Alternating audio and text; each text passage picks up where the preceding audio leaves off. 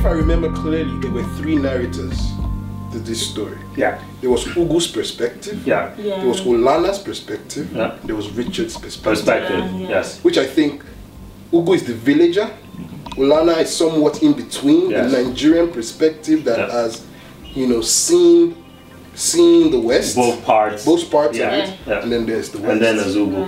But why do you think she opened it with Ugu's perspective? That's very interesting, you know, and I think the delay, you know, they did not give Odenigo a name for a while. It was just master. Yes. And I was like, wow. I didn't even know it was Odenigo for a while. Yeah. I really cannot, you know, point to a reason why it was Ugu. I mean, Ugu gives us comic relief. He gives us a lot of. So I think in a way she eases us into the book. Yes. Yeah. She starts the story maybe not from the centerpiece of it, but from a different angle. Yeah. And almost like usher you into the meat of it. But yet, even through Ugu's eyes, we see that naivety, but still innocent Nigerian eye. Yeah. You know, that is almost, for the lack of a better word, authentic. Yeah. You know, and that for me, what Ugu was, I mean, a pleasant character. Yeah. You know, to see him grow, to see him change. I mean, and to see where he came from and just how his culture affected his person. Yeah. I wondered if the place in which he made that decision to participate in that rape, if that somehow had an overlapping effect on his sister's rape. You know what I mean? Like I wondered if, and I wondered if he thought about that. Like if I hadn't raped this woman, would my sister have been raped by the opposing forces? And I thought it was, I couldn't help but like play that in my head over and over, like that being the big what if with regard to that rape scene. I thought about that walked too, away. But then when I think about like the war in general, I always think that those are unfortunately the things that I think that when you're in that type of situation, you kind of have a very tragic acceptance of negative things that could possibly happen in a war. I think that Ugu's story just makes me feel like he came of age in a very terrible way. A very, very terrible way, but somehow was still triumphant despite those little dents in his character. That the damage made him seem more.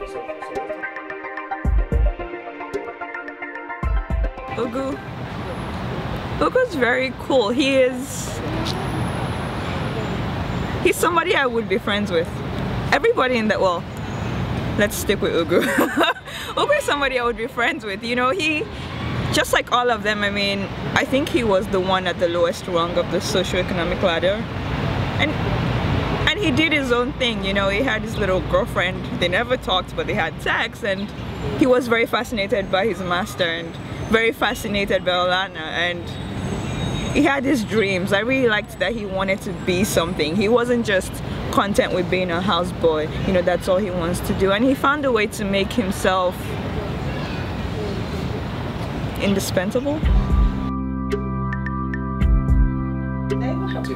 Their parents as well, they came from such a wealthy family. And I think this is what I liked. And Olana was like, in 3 different angles, right? Her parents wanted her to marry a rich Igbo, I don't know, chief or man or something. She liked a Hausa, she had a Hausa ex-boyfriend, and she was in love with this revolutionary lover. Revolutionary lover. You know, and just how she kept all that story, you know, all that story, you know, going, and everything.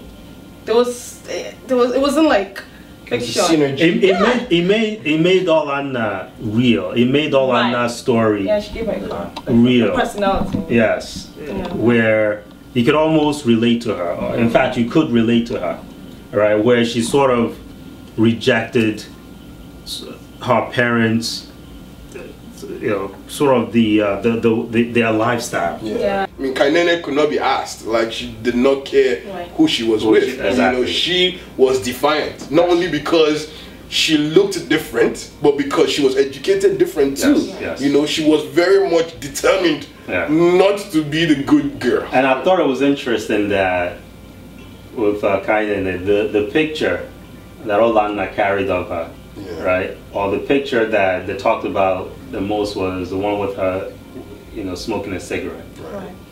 Right? So there was kind of like breaking all these rules about women back then in the 60s, right? And to all I know, was nothing, you know, but other people, this picture of her smoking a cigarette, and even till today, I would think in Nigeria, if you see a woman that smokes a cigarette, your parents would... Please, she's a bad woman. Exactly. I mean, they were rebels. I don't know why it's hard for they were rebels. Right? I mean, rebels exist. Yes. Why wouldn't they exist in the Nigerian culture? Exactly. So, I think she alludes to this, you know, he's never gonna quite get it. Right. You know, even in writing the book, you as much as you try, you're still an outsider because, one, I mean, you have the safety of a different country to call home, and if things really went south, even if Richard, you know, tried to prove that he'd stick around, if things got really bad. if you're on the first, so that automatically just sets them apart. I think there are a couple of points she was trying to, a few points that she was trying to make with Richard. One is the fact that, you know, there are these people that are perhaps a little bit misguided and you know, have these sort of subconscious demons that they're trying to exercise.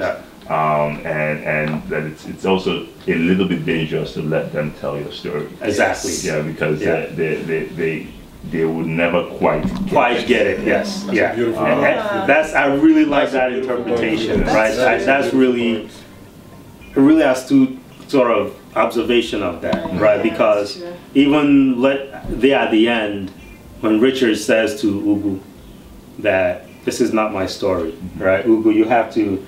And Ugu thinks, I didn't think it was your story to begin with. So it's kind of like, I don't know why you were wasting your time trying to write it. It wasn't your story. So,